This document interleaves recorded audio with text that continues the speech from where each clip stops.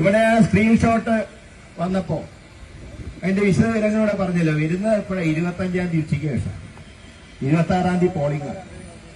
UDFന് പ്രതികരിക്കാനുള്ള അവസരം കൊടുക്കരുത് എന്നുള്ള ഉദ്ദേശത്തോടു കൂടിയാണ് 2 മണിക്ക് ശേഷം ചില ധാരണകൾ ഉണ്ടാവും.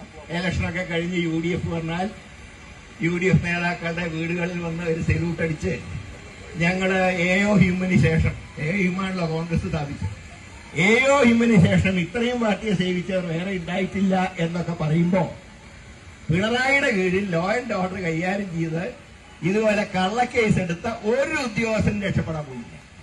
ഈ കാഫർ പ്രയോഗത്തിൽ നിങ്ങൾ കുറ്റക്കാരെ കണ്ടെത്തി ആ ലിസ്റ്റ് കോടതിയിൽ കൊടുത്തില്ല എങ്കിൽ നിങ്ങളാരും ഭാവിയിൽ പെൻഷൻ വാങ്ങില്ല. ഞാൻ അത്രയും പറയും, നിങ്ങൾ പെൻഷൻ വാങ്ങില്ല. അല്ലാതെ നിങ്ങളുടെ ശരീരത്തിനൊന്നും കുഴപ്പമൊന്നും ഉണ്ടാവില്ല.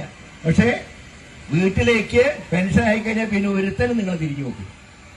1.5 കൊല്ലം കഴിഞ്ഞാൽ നിങ്ങളെ രക്ഷിക്കാൻ ഒരു പിണറായി ഉണ്ടാവില്ല, ഒരു ഗോവിന്ദനും ഉണ്ടാവില്ല, ഒരു ജയരാജന്മാരും ഉണ്ടാവില്ല, അന്ന് നിങ്ങളെ സഹായിക്കാനും ആരും ഉണ്ടാവില്ല.